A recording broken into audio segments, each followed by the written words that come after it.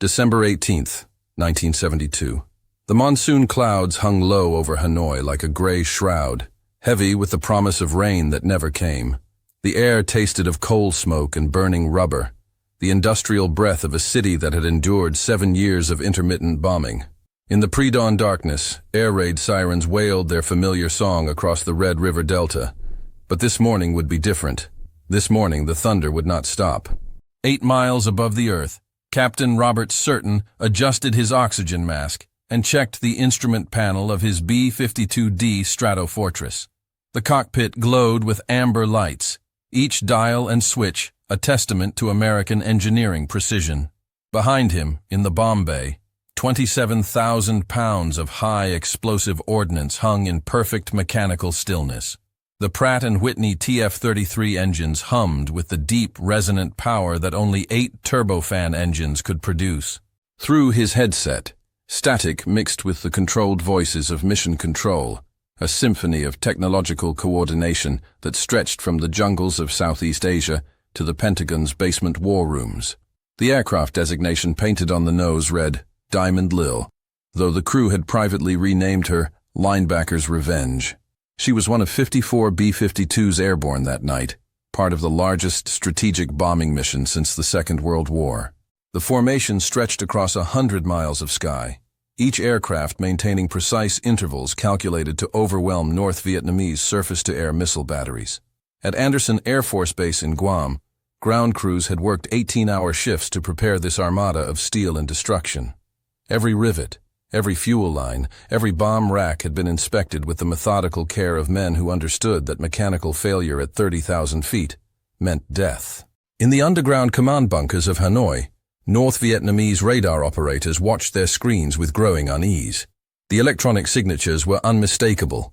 B-52 Stratofortresses, the 8-engine giants that American military doctrine had kept safely away from the heavily defended Red River Valley for 7 long years.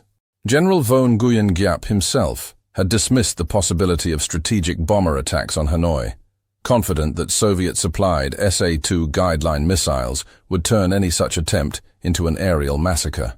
The Americans, he believed, would never risk their most valuable strategic assets against the world's most sophisticated air defense network. They were about to discover how catastrophically wrong that assessment had been. The Boeing B-52 Stratofortress was born in the early days of the Cold War, designed to carry nuclear weapons across intercontinental distances at altitudes where Soviet fighters could not reach. Each aircraft cost $24 million, represented the culmination of American aerospace engineering, and required a crew of 6 highly trained specialists to operate its complex systems. The pilot and co-pilot controlled the aircraft's flight path, while the navigator and radar navigator managed the sophisticated bombing computers that could deliver ordnance with precision measured in meters rather than miles. The electronic warfare officer operated countermeasure systems designed to confuse enemy radar, and the tail gunner manned 4 50-caliber machine guns that could engage pursuing fighters. By December 1972, the B-52D variant carried the most advanced navigation and bombing systems available to American military aviation. The ASQ-38 bombing computer could calculate wind drift, air density, and target coordinates while accounting for the aircraft's weight, altitude, and ground speed. The APQ-24 navigation radar could penetrate cloud cover and darkness to identify landmarks with photographic clarity. But these technological marvels had never been tested against the integrated air defense system that surrounded Hanoi, a network of early warning radars, surface-to-air missile sites, and anti-aircraft artillery that Soviet military advisors had spent years perfecting. Operation Linebacker 2, as the mission was officially designated, represented a fundamental shift in American strategy in Vietnam. For 3 years, peace negotiations in Paris had stalled over North Vietnamese demands for complete American withdrawal without corresponding concessions. President Nixon, facing domestic pressure to end American involvement while simultaneously determined to secure favorable terms, had authorized the use of strategic bombers against targets previously considered off-limits. The decision carried enormous political and military risks. The loss of B-52s over Hanoi would provide devastating propaganda victories for North Vietnam while potentially crippling American strategic bomber capability. The primary targets included the Yen Vian Railroad Yard, which served as the logistical hub for military supplies flowing south along the Ho Chi Minh Trail. The complex covered 4 square miles and contained workshops, storage facilities, and loading platforms that processed 60% of all military equipment entering North Vietnam. Secondary targets included the Hanoi Radio Communications Facility, the Thanh Nguyen Thermal Power Plant, and the Kin No Vehicle Repair Depot. Each target had been selected not merely for its military value, but for its symbolic significance. The systematic destruction of North Vietnam's industrial infrastructure was designed to demonstrate that continued resistance would result in the complete dismantling of the country's ability to wage modern warfare. At 0047 hours, the first wave of bombers crossed into North Vietnamese airspace. The formation flew at 30,000 feet, above the effective range of conventional anti-aircraft artillery, but well within the engagement envelope of SA-2 surface-to-air missiles. Each aircraft maintained radio silence, navigating by celestial coordinates and radar landmarks that had been mapped by previous reconnaissance missions. The only sound was the steady rush of air over aluminum skin and the mechanical breathing of oxygen systems that kept the crews alive in the thin atmosphere 6 miles above the Earth. Captain Certain felt the familiar tightness in his chest that preceded combat operations, a physiological response that 7 months of flying missions over Southeast Asia had never eliminated. Through his side window, he could see the navigation lights of other B-52s maintaining formation, tiny red and green stars in the darkness that represented some of the most expensive and sophisticated military hardware ever created. Each aircraft carried more destructive power than entire bomber wings had delivered during the Second World War, yet they flew with the vulnerable grace of mechanical birds whose survival depended entirely on the accuracy of intelligence reports and the effectiveness of electronic countermeasures. The North Vietnamese had been preparing for this moment since 1965, when the first American bombing campaigns began targeting military installations in the southern regions of their country. Soviet military advisors had studied American bombing tactics with scientific precision, identifying patterns of approach, preferred altitudes, and the electronic signatures of different aircraft types. The SA-2 guideline missile system represented the most advanced surface-to-air technology available to communist forces. A 2-stage rocket capable of reaching targets at altitudes up to 60,000 feet, guided by fan-song radar systems that could track multiple targets simultaneously. Around Hanoi and the port city of Haiphong, 30 SA-2 batteries formed overlapping fields of fire designed to create what Soviet strategists called a missile envelope, airspace so densely defended that penetrating aircraft would face mathematical certainty of engagement. Each battery consisted of 6 missiles on mobile launchers, supported by early warning radars, tracking computers, and communications equipment operated by crews trained in the Soviet Union. The system had already proven its effectiveness, shooting down more than 200 American aircraft since 1965, including sophisticated fighter bombers equipped with the latest electronic countermeasure systems. But the B-52 had never been tested against this defensive network. American strategic doctrine had kept the bombers away from heavily defended areas, limiting their operations to targets in South Vietnam and Laos, where surface-to-air missile systems were less concentrated. The decision to send them against Hanoi represented a calculated gamble that their electronic warfare capabilities and high-altitude performance would allow them to survive in an environment that had proven lethal to smaller, more maneuverable aircraft. At 0052 hours, North Vietnamese radar operators detected the approaching formation. The electronic signatures were unmistakable.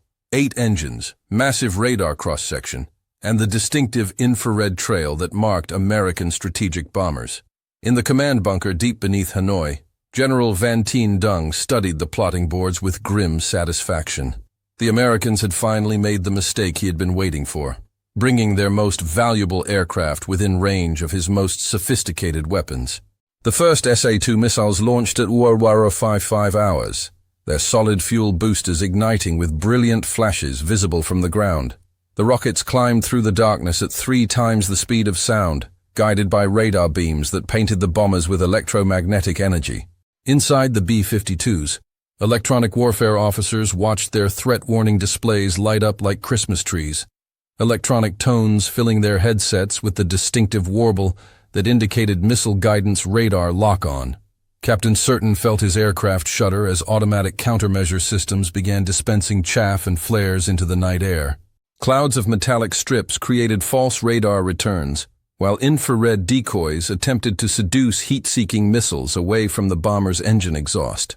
The electronic warfare officer worked frantically at his console, adjusting jamming frequencies to counter the fan-song radar signals that were painting the formation with increasing intensity. The first B-52 died at 057 hours. The SA-2 missile detonated 200 feet from the aircraft's tail section, sending hundreds of steel fragments through the aluminum skin at velocities that made armor plating irrelevant. The bomber's electrical systems failed instantly. Hydraulic fluid streamed from severed lines, and 3 of the 8 engines went silent. The aircraft rolled slowly to the left, its massive wing catching the airstream and creating aerodynamic forces that no human pilot could control. 6 men had less than 30 seconds to realize that their $24 million aircraft had become a falling tomb. The crew of Charcoal 01 had trained for this moment, though training could never replicate the violent chaos of explosive decompression at 6 miles altitude. The pilots fought desperately to maintain control, while the navigator and radar navigator struggled to activate their ejection seats against gravitational forces that threatened to crush bone. The electronic warfare officer discovered that his ejection mechanism had been damaged by shrapnel, trapping him in a cockpit that was rapidly becoming uninhabitable. Only the tail gunner managed to escape, his parachute opening just before the bomber disintegrated in a fireball visible throughout the Red River Delta. 5 other B-52s suffered varying degrees of damage during the first night's operation, testament to the accuracy of North Vietnamese defensive fire and the vulnerability of large aircraft operating in heavily defended airspace. Shrapnel punctured fuel tanks, severed control cables, and knocked out navigation equipment with surgical precision. 2 bombers returned to base with engines shut down and hydraulic systems bleeding precious fluid onto the jungle floor below. The crews who survived the initial missile barrage faced 6-hour flights back to Guam or Thailand, nursing crippled aircraft through tropical storms and mechanical failures that could prove fatal at any moment. Yet 29 bombers reached their assigned targets, and the results exceeded the expectations of even the most optimistic mission planners. The Yen Vian Railroad Complex disappeared beneath a carpet of high-explosive ordnance that obliterated workshops, storage buildings, and rail connections with clinical efficiency. Each bomb created a crater 30 feet deep and 60 feet across, overlapping destruction that reduced North Vietnam's primary logistical facility to a moonscape of twisted metal and concrete rubble. Secondary explosions continued throughout the night as stored ammunition and fuel supplies added their own violence to the American-delivered destruction. The psychological impact proved even more devastating than the physical damage. For 7 years, the citizens of Hanoi had endured intermittent bombing campaigns that targeted military installations while avoiding the city center. The appearance of B-52s over the capital itself represented an escalation that shattered the illusion of sanctuary that had sustained civilian morale throughout the war. The sound of 8 turbofan engines became the acoustic signature of American technological superiority, a mechanical thunder that rolled across the Red River Delta with the inexorable force of industrial warfare. In Washington, President Nixon monitored the mission results from the White House Situation Room, surrounded by maps, teletype machines, and advisors who understood that the next 72 hours would determine whether his administration's Vietnam strategy would succeed or fail catastrophically. The decision to authorize strategic bomber attacks against Hanoi had been made against the advice of several senior military officers, who warned that B-52 losses could cripple American nuclear deterrent capability while providing North Vietnam with a propaganda victory of unprecedented magnitude. The president had calculated that North Vietnamese leadership would interpret the bomber attacks as evidence of American determination to escalate the conflict beyond politically sustainable levels. The message was deliberately unsubtle. Continued resistance would result in the systematic destruction of every military and industrial target in North Vietnam, regardless of the political cost to the United States. But the effectiveness of this strategy depended entirely on the ability of American bombers to deliver their ordnance while suffering acceptable losses, a mathematical equation that would be tested over the most heavily defended airspace in Southeast Asia. December 19th brought clouds and intermittent rain, weather conditions that complicated both bombing operations and defensive coordination.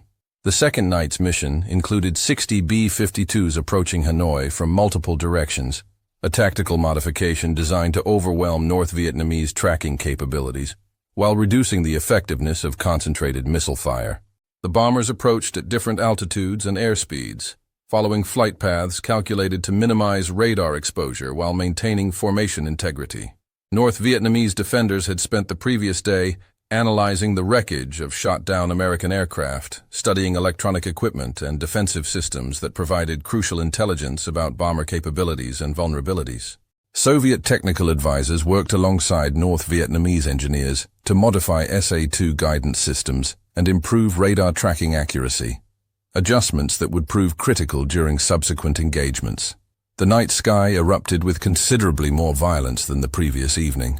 Surface-to-air missiles rose from their launches in salvos of 6 and 8, their exhaust trails creating a deadly aurora that illuminated the bombers with hellish clarity. Anti-aircraft artillery joined the defensive barrage, sending streams of explosive shells toward aircraft that flew too high and too fast for visual tracking. The combined firepower represented the most concentrated air defense effort in military history, a technological demonstration of communist determination to make American strategic bombing prohibitively expensive. 2 more B-52s fell during the second night, their destruction witnessed by crews in nearby aircraft who watched helplessly as friends and colleagues vanished in explosions that briefly outshone the stars. The bomber designated Ruby 03 absorbed a direct missile hit that severed the aircraft in half, sending the forward fuselage spinning toward Earth while the tail section continued flying for several seconds before gravity claimed it as well. No parachutes appeared in the darkness below, and the crew of 6 joined the growing list of casualties that testified to the deadly accuracy of North Vietnamese defensive fire. Yet 58 bombers successfully delivered their ordnance against assigned targets, and the cumulative damage began to approach levels that North Vietnamese infrastructure could not sustain. The Bac Mai airfield, which served as a staging area for fighter aircraft defending Hanoi, disappeared beneath a concentration of explosive power that rendered runway repair impossible. The Hanoi radio facility, which broadcast communist propaganda throughout Southeast Asia, went silent after its transmission towers collapsed under the impact of precision-guided ordnance. Most significantly, the Kin No Vehicle Repair Complex, which maintained trucks and equipment essential to Ho Chi Minh Trail operations, ceased to exist as a functional military installation. The human cost of these tactical successes became apparent as dawn broke over North Vietnam. American strategic bombing had never before targeted areas with significant civilian populations, and the proximity of military installations to residential neighborhoods made collateral damage inevitable. Hospital records from Hanoi documented civilian casualties that contradicted official American claims that precision bombing could eliminate military targets while sparing non-combatants. The mathematical precision of modern warfare proved inadequate when confronted with the organic complexity of an urban environment where soldiers and civilians shared the same infrastructure. International reaction to the bombing campaign reflected the moral ambiguity that had characterized American involvement in Vietnam from its inception. Allied governments expressed private support for efforts to secure favorable peace terms while publicly condemning the escalation of violence against civilian areas. United Nations delegates denounced American terror bombing while simultaneously acknowledging North Vietnamese violations of previous ceasefire agreements.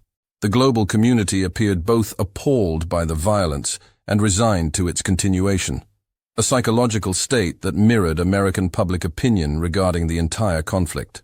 December 20th marked the third night of what journalists had begun calling the Christmas bombings, though military officials insisted on the more antiseptic designation of Linebacker 2. Weather conditions had deteriorated, with low clouds and intermittent precipitation that complicated navigation while providing additional concealment for approaching bombers. The mission planners had modified tactics again, this time sending bombers in smaller formations that approached targets from unexpected directions. The B-52 crews had spent the previous afternoon studying gun camera footage and damage assessment photographs that documented the increasing effectiveness of North Vietnamese defensive fire. SA-2 missiles were being launched in larger salvos, with improved timing that created devastating fields of shrapnel in precisely the airspace where bombers needed to fly to reach their targets. Several crews requested permission to abort their mission, citing equipment malfunctions that may or may not have been genuine expressions of mechanical failure. The squadron commanders faced the delicate task of maintaining operational readiness, while acknowledging that continued losses would eventually make the bombing campaign unsustainable. The third night proved to be the most deadly. 6 B-52s were shot down or severely damaged, losses that approached the mathematical threshold where mission costs exceeded strategic benefits. The bomber designated Olive 02 suffered a catastrophic fuel system failure after absorbing shrapnel from a near-miss missile detonation, forcing the crew to attempt an emergency landing at a Thai airbase with 3 engines shut down and hydraulic systems operating at minimal pressure. The aircraft touched down at twice normal landing speed, skidded off the runway, and erupted in flames that consumed everything except the tail section, where the gunner managed to evacuate seconds before the fuel tanks exploded. Captain James Turner, pilot of the B-52 Midnight Express, experienced the kind of mechanical nightmare that haunted the dreams of strategic bomber crews.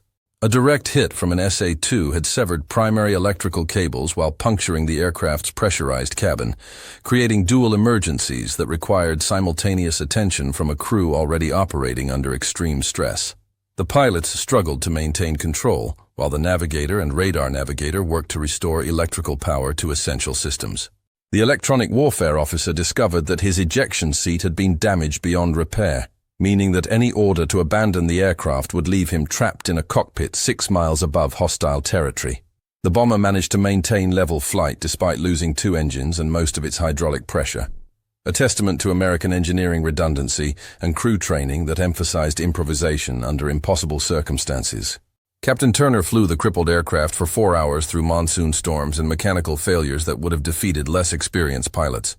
The landing at Utapao Air Base in Thailand became a textbook demonstration of emergency procedures, with crash crews standing by as the B-52 approached the runway at nearly twice normal speed with no hydraulic assistance for brakes or steering. The aircraft touched down successfully but immediately veered off the runway as Turner discovered that the nose wheel steering had been completely severed by battle damage. The bomber slid sideways across the grass field adjacent to the runway, its massive weight creating furrows in the earth, while emergency crews raced alongside with fire suppression equipment. The aircraft finally came to rest against a concrete drainage culvert, its fuselage cracked and engines smoking, but its crew alive and relatively uninjured. Such dramatic survivals became increasingly rare as North Vietnamese defenders refined their tactics and improved their equipment. Soviet military advisors had flown to Hanoi with updated SA-2 guidance systems and electronic countermeasure techniques specifically designed to counter American bomber defenses. The missile batteries were repositioned nightly to complicate American mission planning, while newly installed early warning radars provided extended detection ranges that eliminated the element of surprise. The cumulative effect of these defensive improvements became apparent during the 4th night of operations. American mission planners had expected North Vietnamese resistance to diminish as missile supplies were depleted and radar sites were destroyed, but the opposite proved to be the case. Each night brought more sophisticated defensive coordination and increasingly accurate missile fire that threatened to make B-52 operations unsustainable. December 21st brought a tactical revolution that would ultimately determine the outcome of the entire bombing campaign. American commanders abandoned the rigid formation flying that had characterized the first 3 nights, instead adopting flexible routing and varied altitudes that made defensive coordination much more difficult. Individual bombers approached their targets from different directions and altitudes, forcing North Vietnamese radar operators to divide their attention among multiple threats while reducing the effectiveness of concentrated missile fire. The innovation extended to electronic warfare as well. American technical specialists had analyzed the radio frequencies and guidance systems used by SA-2 missiles, developing jamming techniques that interfered with radar tracking while dispensing chaff and flares in patterns calculated to maximum defensive confusion. The new countermeasures proved remarkably effective, with several missiles detonating harmlessly after losing their intended targets to electronic deception. Captain Robert Certain flew his 5th mission over Hanoi aboard Diamond Lil, his B-52 now bearing the scars of previous encounters with North Vietnamese defensive fire. The aircraft's aluminum skin was pockmarked with shrapnel holes that had been repaired with aluminum patches and rivets, creating a patchwork appearance that testified to the violence of high-altitude combat. 3 of the original crew members had been replaced after suffering injuries during a missile near-miss 2 nights earlier, and the new personnel were still learning to coordinate their actions with the mechanical precision that strategic bombing required. The target for this mission was the Bac-Giang Transshipment Facility, a logistics complex 40 miles northeast of Hanoi, that served as a staging area for military supplies bound for South Vietnam via the Ho Chi Minh Trail. Intelligence reports indicated that the facility processed approximately 30% of all weapons and ammunition entering the theater of operations, making its destruction a strategic priority that could significantly impact North Vietnamese military capabilities. The approach to Bac-Giang required the bomber formation to penetrate the heaviest concentration of surface-to-air missile sites in North Vietnam, following a flight path that exposed the aircraft to defensive fire for more than 20 minutes. The crews understood that this was precisely the kind of mission that strategic bombers had been designed to fly: deep penetration attacks against heavily defended targets that smaller aircraft could not reach or survive. Yet understanding the mission requirements did not diminish the fundamental terror of flying straight and level through airspace filled with guided missiles traveling at 3 times the speed of sound. At 01:43 hours, the first SA-2 missiles began climbing toward the bomber formation, their solid rocket boosters creating brilliant streaks of light against the cloudy darkness. Captain Certain watched his threat warning displays illuminate as fan-song radars painted his aircraft with targeting energy, the electronic tones in his headset providing continuous updates on missile approach angles and estimated time to intercept. The electronic warfare officer worked frantically at his console, adjusting jamming frequencies while dispensing chaff packets designed to confuse radar tracking systems. The missile that nearly killed them approached from directly ahead, climbing at an angle calculated to intercept the bomber's projected flight path with mathematical precision. Captain Certain saw the warhead detonate 300 feet in front of his aircraft, a brilliant flash followed by the distinctive crack of expanding metal fragments traveling at supersonic velocity. The B-52's windscreen starred but did not shatter, testimony to the laminated glass construction that protected bomber crews from exactly this kind of threat. Shrapnel peppered the aircraft's nose section, puncturing the weather radar dome and severing several electrical cables that controlled navigation equipment. The bomber continued toward its target despite the damage, its crew working to restore failed systems while maintaining the precise heading and altitude required for accurate bombing. The radar navigator struggled to identify the target through clouds and electronic interference, using backup navigation systems and manual calculations to guide 27,000 pounds of high-explosive ordnance toward a facility that intelligence analysts had identified as critical to North Vietnamese logistics operations. The bombing run itself lasted less than 60 seconds, but those seconds required a precision that seemed almost supernatural under combat conditions. The aircraft had to maintain exact altitude and airspeed, while the bombardier worked to align his targeting systems with a facility barely visible through the clouds below.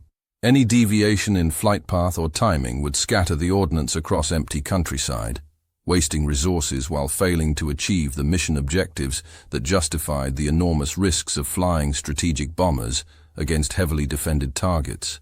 The bombs fell away from their racks with mechanical precision, each weapon following a ballistic trajectory calculated by computers that accounted for wind speed, air density, and the motion of the aircraft relative to its target.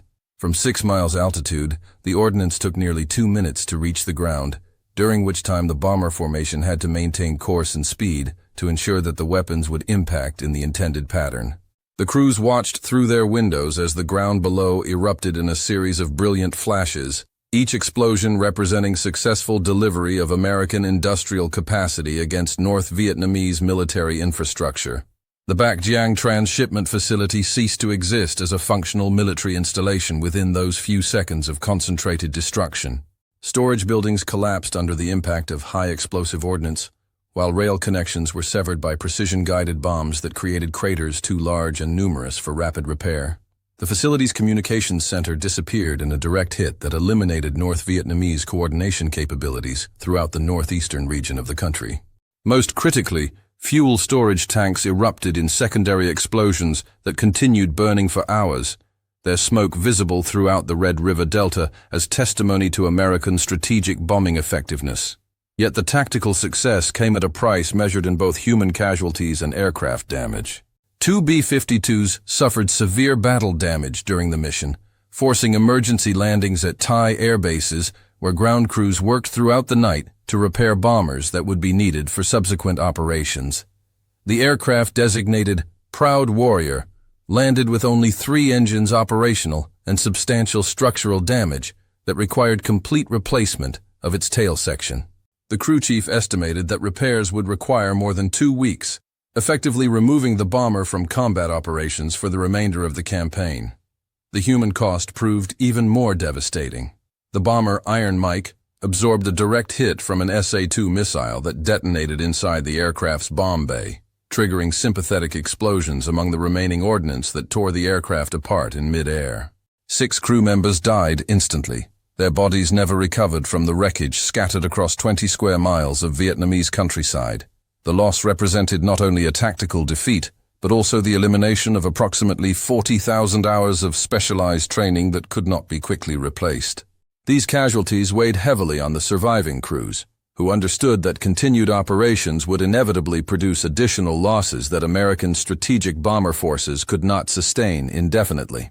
The B-52 represented the cornerstone of American nuclear deterrent capability, and each aircraft lost over Vietnam reduced the nation's ability to maintain credible threats against Soviet and Chinese strategic targets. The mathematical reality of attrition warfare suggested that the bombing campaign would have to achieve decisive results quickly or risk permanently damaging American strategic capabilities. December 22nd brought operational modifications that reflected lessons learned during the first 4 nights of combat. American commanders had analyzed battle damage reports and crew debriefings to identify tactical improvements that might reduce losses while maintaining bombing effectiveness. The most significant change involved the use of electronic warfare aircraft that accompanied bomber formations to provide dedicated countermeasure support against North Vietnamese defensive systems. The B-56 destroyer aircraft carried sophisticated electronic jamming equipment designed to interfere with radar tracking and missile guidance systems. These specialized aircraft flew in coordination with bomber formations, creating electromagnetic interference that degraded North Vietnamese defensive capabilities while providing early warning of missile launches and radar activity. The presence of dedicated electronic warfare support represented a tactical innovation that had never been attempted on such a large scale, reflecting the unique challenges of strategic bombing operations in heavily defended airspace. The night's primary target was the Mui Sa Petroleum Storage Facility, which supplied fuel for North Vietnamese military operations throughout the northern regions of the country. Intelligence analysts estimated that the facility contained approximately 60% of North Vietnam's strategic petroleum reserves, making its destruction a potential war-winning objective that could cripple communist military mobility within weeks. The target's location near Haiphong Harbor placed it within the most heavily defended airspace in Southeast Asia, requiring bomber penetration through overlapping fields of surface-to-air missile fire. 60 B-52s participated in the mission, representing the largest single strategic bombing operation of the Vietnam conflict. The formation approached from multiple directions in an attempt to overwhelm North Vietnamese defensive coordination while reducing the concentration of aircraft that had proven so vulnerable to missile attack during previous operations. Each bomber carried maximum ordnance loads specifically configured for petroleum facility destruction, including specialized incendiary weapons designed to ignite fuel storage tanks and create fires that would burn for days. The tactical complexity of coordinating 60 heavy bombers in close proximity while under hostile fire stretched American command and control capabilities to their absolute limits. Flight leaders had to maintain formation integrity while simultaneously reacting to surface-to-air missile threats and electronic countermeasure requirements. Radio communications became increasingly difficult as North Vietnamese jamming systems interfered with coordination frequencies, while the electronic signatures of so many aircraft created a chaotic electromagnetic environment that degraded navigation and targeting systems. At 0200 hours, the largest surface-to-air missile barrage of the campaign began rising toward the bomber formation. North Vietnamese defenders had concentrated every available SA-2 system within range of the target, creating a defensive effort that approached the theoretical maximum capability of the integrated air defense system. 24 missiles launched simultaneously, their exhaust trails creating a deadly constellation against the night sky, while ground-based radars painted the bomber formation with targeting energy from multiple directions.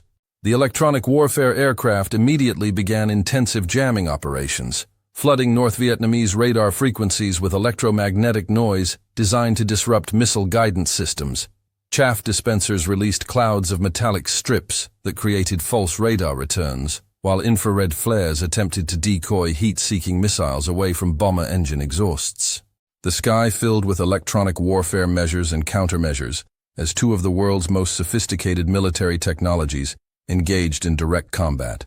Captain Certain watched from his cockpit as missiles detonated throughout the bomber formation, their warheads creating brilliant flashes that illuminated the aircraft around him with stark clarity.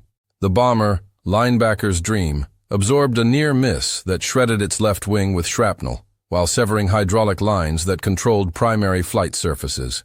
The aircraft rolled slowly to port, its pilot fighting desperately to maintain control as mechanical systems failed throughout the fuselage.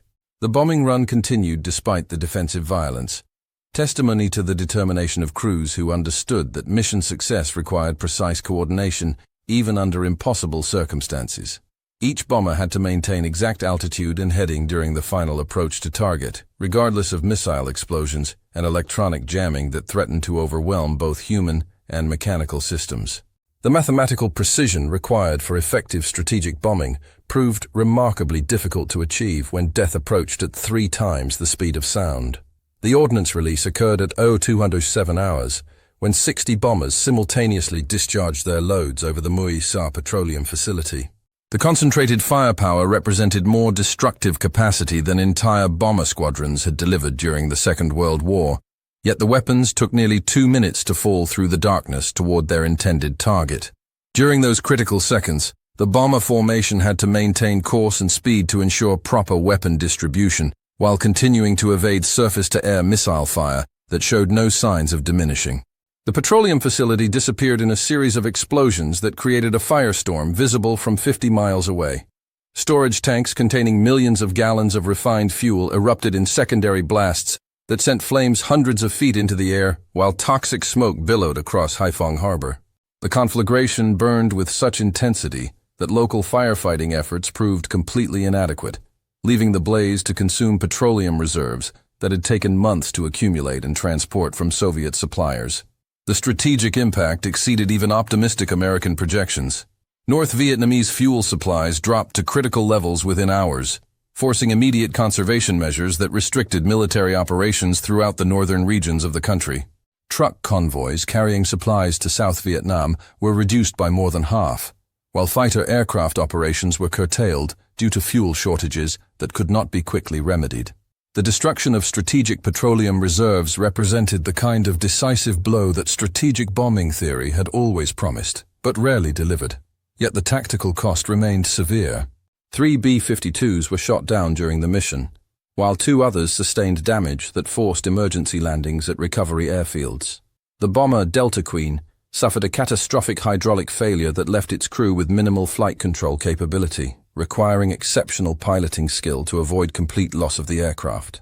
The emergency landing at U Tapao Air Base in Thailand became a demonstration of crew coordination under extreme stress, with crash rescue teams standing by as the crippled bomber approached the runway at dangerous speed, with incomplete landing gear extension. The human dimension of these tactical successes became increasingly difficult to ignore. American crews were approaching their psychological limits after 5 consecutive nights of combat operations that had claimed friends and colleagues with mechanical regularity. The constant threat of surface-to-air missile attack created stress levels that no amount of training could fully prepare personnel to manage, while sleep deprivation and combat fatigue degraded decision-making capabilities that were essential for mission success. Squadron commanders faced the delicate task of maintaining operational readiness, while acknowledging that crew effectiveness was declining with each mission. Several pilots requested permission to stand down from combat operations, citing equipment malfunctions or medical conditions that may have been genuine expressions of psychological exhaustion rather than actual physical problems. The fine line between necessary military discipline and reasonable accommodation for human limitations became increasingly difficult to navigate as the bombing campaign continued. December 23rd brought rumors of diplomatic progress that suggested the strategic bombing might be achieving its intended political objectives. Intelligence reports indicated that North Vietnamese representatives in Paris had begun discussing terms for renewed peace negotiations, though these contacts remained unofficial and subject to immediate denial if their existence became publicly known. The timing appeared significant. After 5 nights of strategic bombing, communist negotiators seemed more willing to consider American demands that had previously been rejected out of hand. President Nixon monitored these developments from Camp David, where he was spending the Christmas holiday surrounded by advisors who understood that the next few days would determine whether Linebacker 2 would be remembered as a strategic success or a costly failure. The bombing campaign had achieved significant tactical results, but its ultimate value depended on translating military pressure into political concessions that would allow American withdrawal from Vietnam under acceptable terms. The night's mission targeted the Gia Lam Airport complex, which served as both a civilian transportation facility and a military staging area for North Vietnamese operations. The dual-use nature of the target created both strategic opportunities and political risks, destroying military capabilities while potentially causing civilian casualties that would provide North Vietnam with powerful propaganda material. American mission planners had attempted to minimize collateral damage by selecting munitions and attack profiles designed to limit destruction to military-related portions of the facility, but the organic nature of urban infrastructure made precise targeting extremely difficult. 48 B-52s participated in the mission, approaching the target from multiple directions in formations that had been modified based on combat experience gained during previous operations. The bombers flew at varying altitudes and airspeeds, following flight paths that attempted to minimize radar exposure while maintaining the coordination necessary for concentrated bombing effectiveness. Electronic warfare aircraft provided dedicated countermeasure support, their jamming signals designed to degrade North Vietnamese defensive capabilities without interfering with American navigation and targeting systems. The approach to Gia Lam required penetration through the same defensive belt that had proven so costly during earlier missions. SA-2 missile sites formed overlapping fields of fire, while early warning radars provided the kind of comprehensive surveillance that made surprise impossible. North Vietnamese defensive coordination had improved significantly since the campaign began, with missile batteries repositioned nightly and countermeasure techniques refined through analysis of previous engagements. At 01:55 hours, surface-to-air missiles began rising toward the bomber formation, with a frequency that indicated North Vietnamese defenders were expending their remaining stockpiles in an attempt to make continued strategic bombing prohibitively expensive. The missile salvos included both standard SA-2 systems and newer variants equipped with improved guidance capabilities designed to counter American electronic warfare measures. The diversity of defensive systems created a complex threat environment that challenged both human operators and automatic countermeasure equipment. Captain Surton's aircraft, Diamond Lil, had been modified with additional electronic warfare equipment following battle damage sustained during previous missions. The changes included updated chaff dispensing systems and improved radar warning receivers that provided enhanced detection of missile guidance radar. These modifications represented the kind of technical adaptation that characterized the ongoing evolution of strategic bombing tactics in response to combat experience. The missile that nearly ended their mission approached from an unexpected angle, climbing steeply before executing a terminal guidance maneuver that brought it directly into the bomber formation. The warhead detonated less than 200 feet from Diamond Lil, sending shrapnel through the aircraft's tail section while creating pressure waves that stressed the fuselage beyond design limitations. Emergency lights illuminated throughout the cockpit as electrical systems overloaded and hydraulic pressure dropped to dangerously low levels. Captain Surton struggled to maintain control as the bomber's flight characteristics changed dramatically due to battle damage. The aircraft pulled to the right, despite full left rudder input, while altitude became increasingly difficult to maintain as damaged control surfaces failed to respond to pilot commands. The crew worked frantically to assess the extent of damage while continuing toward their assigned target. understanding that mission success required completion of the bombing run regardless of mechanical problems that threatened their survival. The radar navigator managed to identify the Gia-Lam complex through clouds and electronic interference, guiding the bomber toward a facility that intelligence reports described as crucial to North Vietnamese military transportation capabilities. The targeting systems had been damaged but remained operational, though their accuracy had been degraded by electrical failures that affected several critical circuits.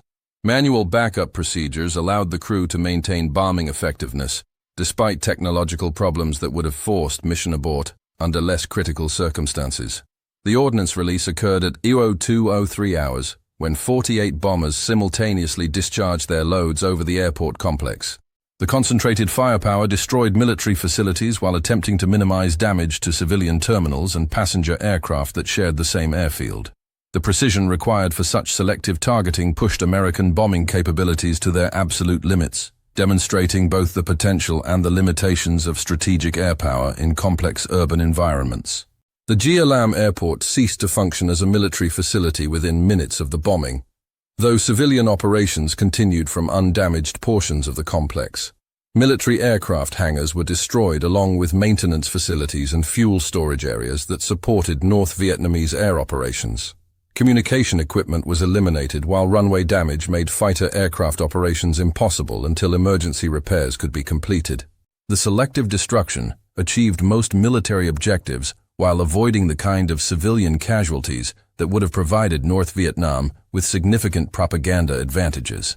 Diamond Lil managed to reach recovery altitude despite severe battle damage, testimony to American engineering redundancy and exceptional crew coordination under combat conditions.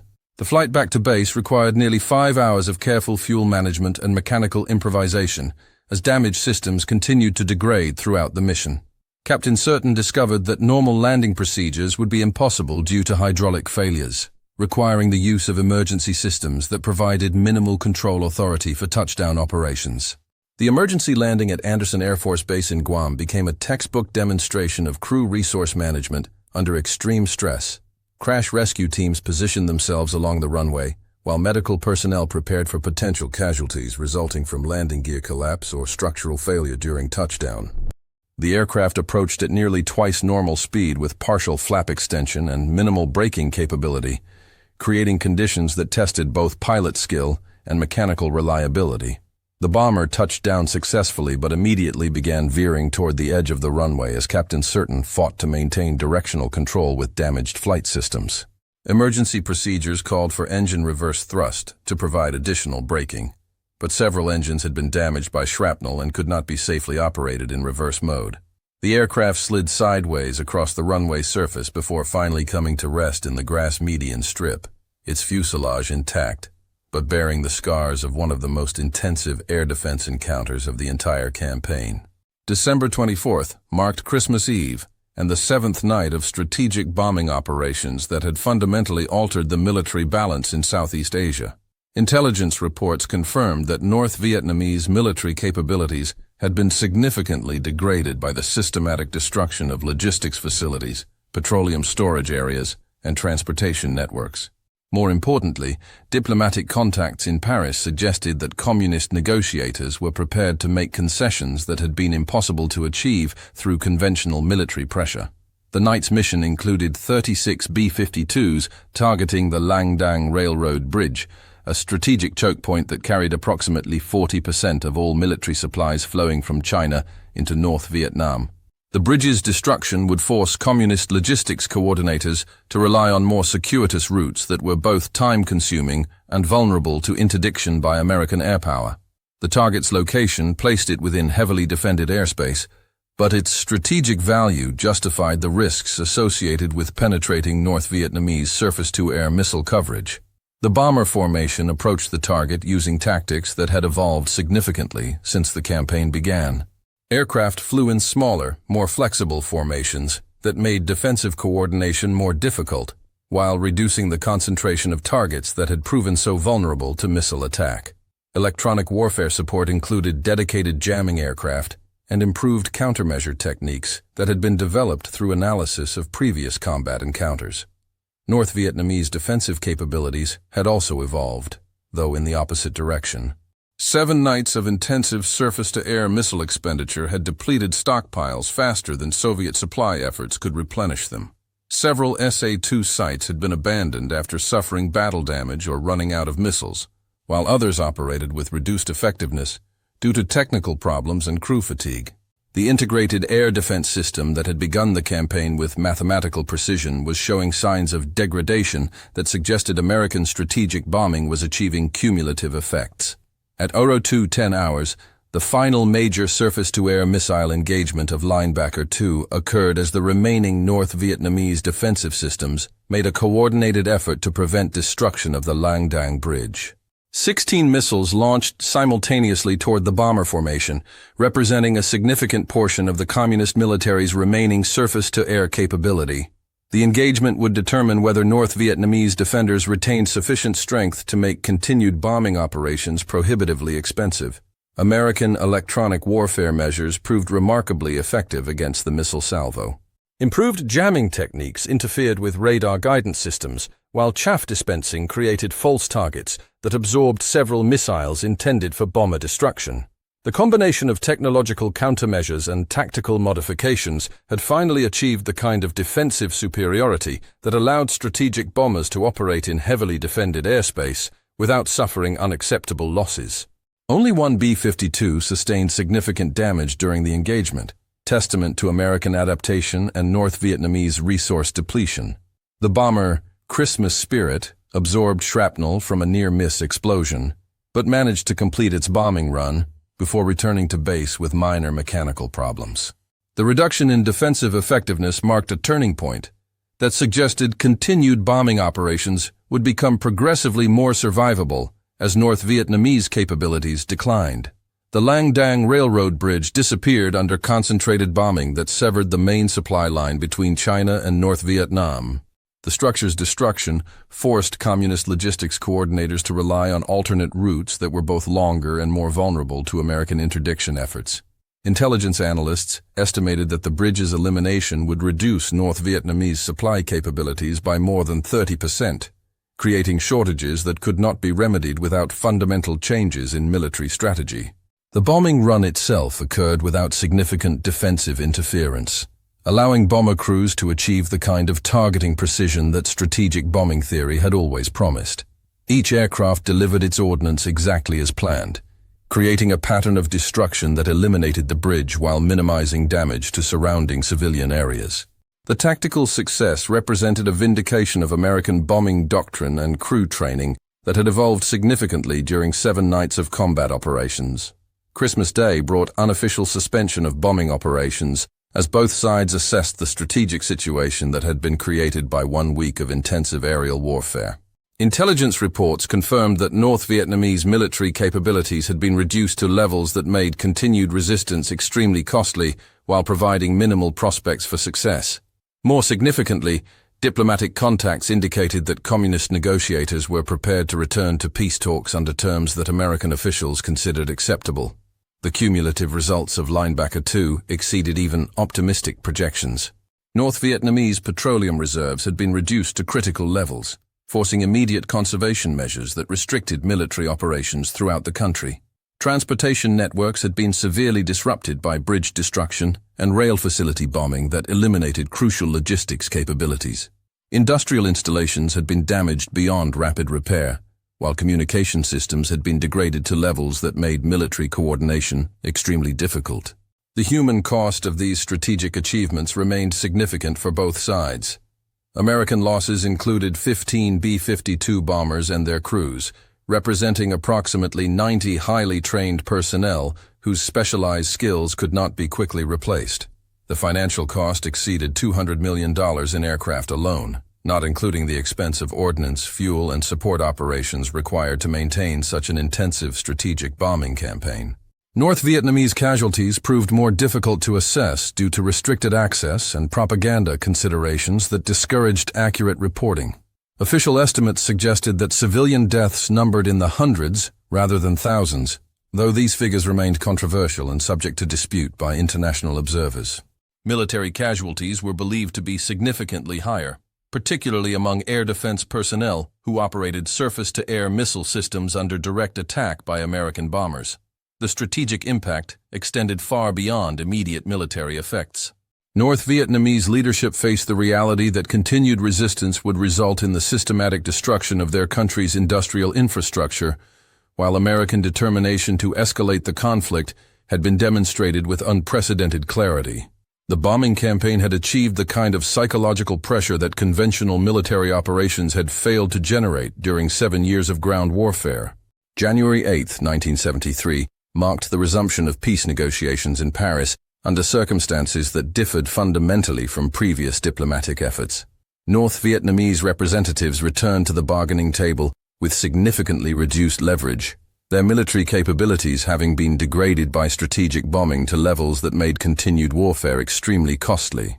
American negotiators found communist officials considerably more flexible regarding terms that had previously been rejected without consideration.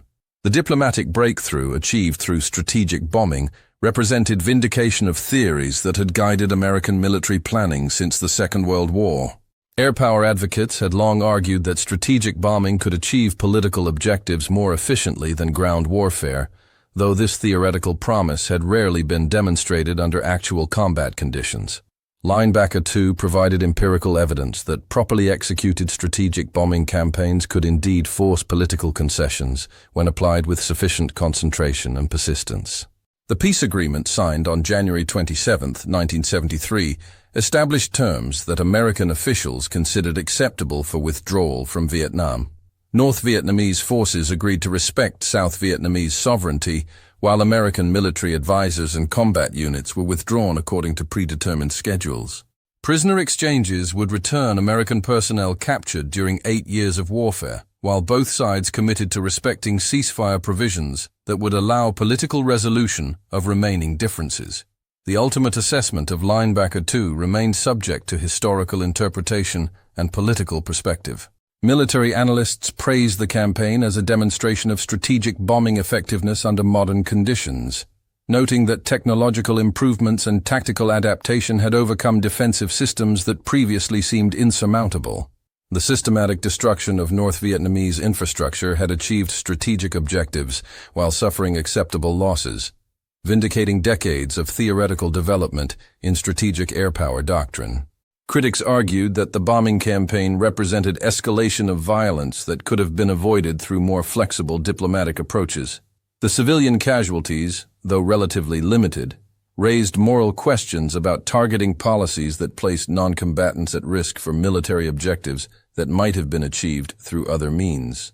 The financial cost of the operation, when compared to the ultimate American withdrawal from Vietnam, suggested that strategic bombing offered expensive solutions to political problems that required different approaches. The technological lessons proved more enduring than the political outcomes. American aerospace industry incorporated combat experience from Linebacker 2 into improved bomber designs and electronic warfare systems that enhanced strategic capabilities throughout the Cold War period. Surface-to-air missile technology evolved in response to American countermeasures, creating continuous cycles of technological development that characterized superpower competition during subsequent decades. The human dimension of strategic bombing remained the most difficult aspect to quantify or evaluate objectively. Bomber crews had demonstrated exceptional courage and professional competence under conditions that tested both individual character and collective coordination. Their willingness to fly repeated missions against heavily defended targets reflected the kind of military discipline and personal commitment that enabled democratic societies to defend their interests through application of superior technology and training. North Vietnamese personnel had shown equal determination in operating defensive systems under direct attack while maintaining civilian functions, despite systematic infrastructure destruction.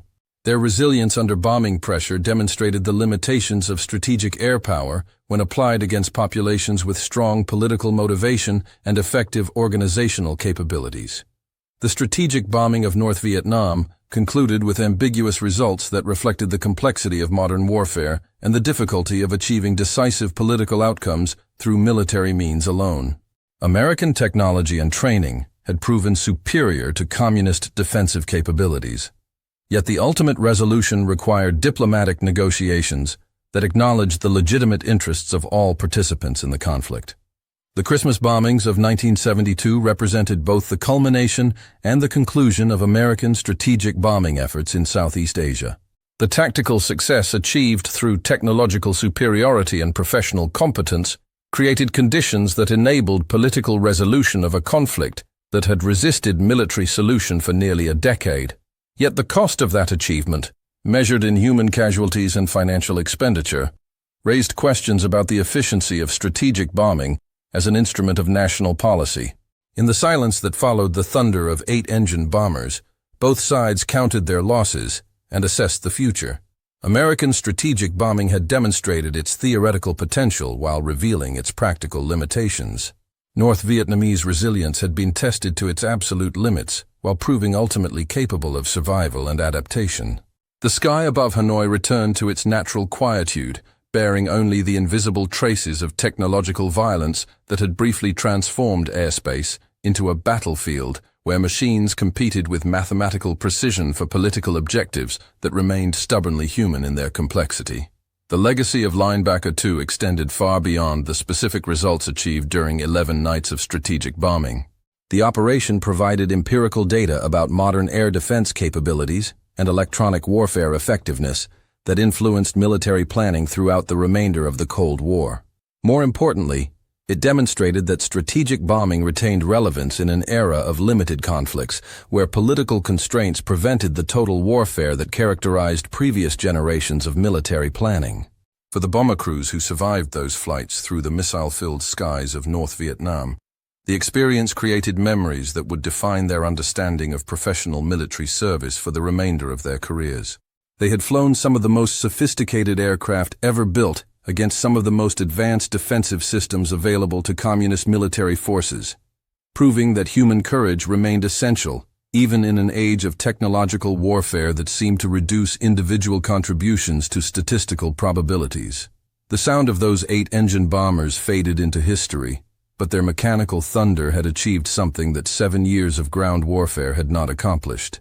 They had forced a conclusion to American involvement in Vietnam under terms that preserved both national honor and strategic credibility. Whether that achievement justified its cost remained a question for historians and political philosophers to debate in the quieter times that strategic bombing had helped to create. The Christmas season of 1972 would forever be remembered as the moment when American strategic air power demonstrated both its ultimate potential and its inherent limitations. In the space between those two realities lay the complex truth about modern warfare, where technological superiority could create opportunities for political resolution while never eliminating the human dimensions that made conflicts so difficult to conclude definitively. The B-52 Stratofortress returned to its primary mission of nuclear deterrence, its crews carrying with them the knowledge that they had participated in the last major strategic bombing campaign of the Vietnam era.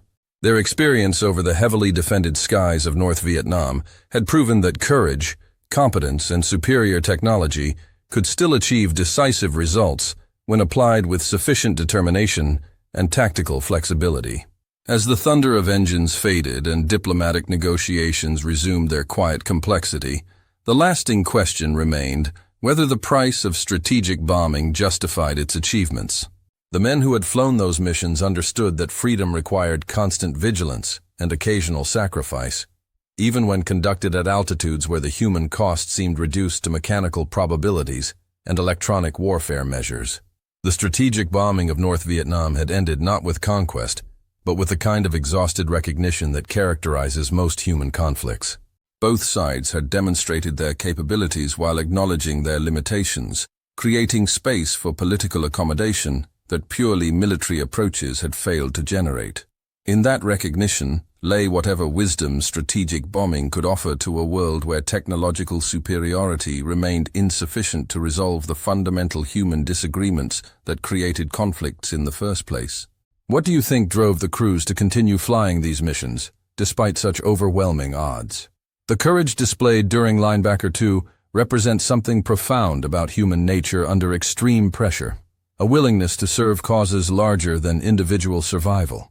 Their sacrifice deserves our remembrance and respect. If this documentary has moved you to reflect on the complexity of warfare and the courage of those who served, please subscribe to our channel and share this video. These stories of dedication, technological innovation, and human resilience must not be forgotten. They remind us that freedom is preserved not by accident, but by the conscious decisions of individuals who choose duty over safety, service over self-preservation, and honor over ease. Share this story in respect for those who flew into the darkness, so that others might live in the light.